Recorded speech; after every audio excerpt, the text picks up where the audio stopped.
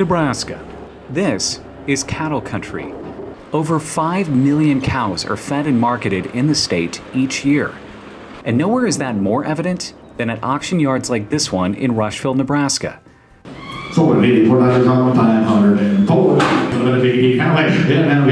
Cattle are sold to the highest bidders both locally and nationally. In fact, the #1 cow county is right here in Cherry County, with nearly 166,000 head of cattle.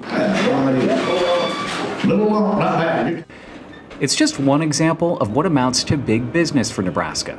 The cattle industry has a $12 billion impact to the state's economy. But so far, 2019 hasn't exactly been kind to the beef industry. In March, this area was one of several in the Panhandle hit by 2 major winter storms.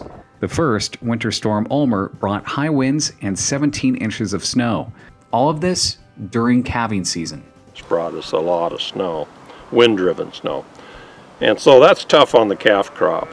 These baby calves, if they are born during those blizzards, it's a cold, wet time for them.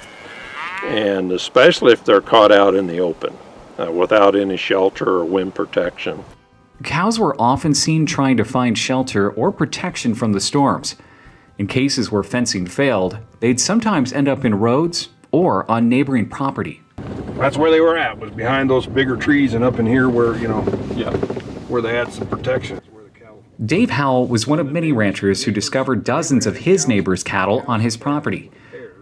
Howell owns and operates several hundred acres of land.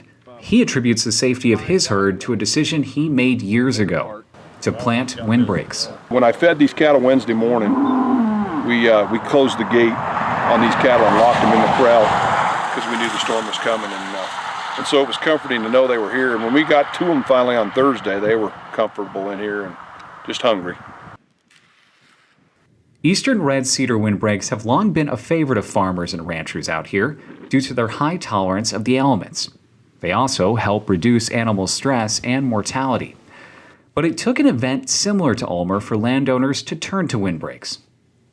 The winter of 1948 to 1949 brought with it 70-mile-per-hour winds, 24 inches of total snowfall, and extreme cold temperatures.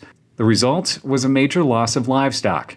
And, as landowner Pat Strausberger puts it, a change in ranchers' attitudes. Pretty near everybody planted trees the next year. As you go along, will you plant another grove or windbreak someplace where you need them, and you ain't gonna lose enough ground to shake a stick at.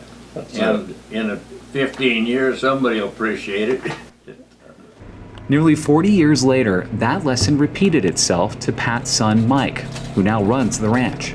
You know, with the storms that we've had this spring, it's particularly important to visit with someone about the importance of these trees and planting trees in the sandhills for livestock protection. And with 2 back-to-back really tough storms, it was the trees that are here on this ranch were crucial in saving multiple lives.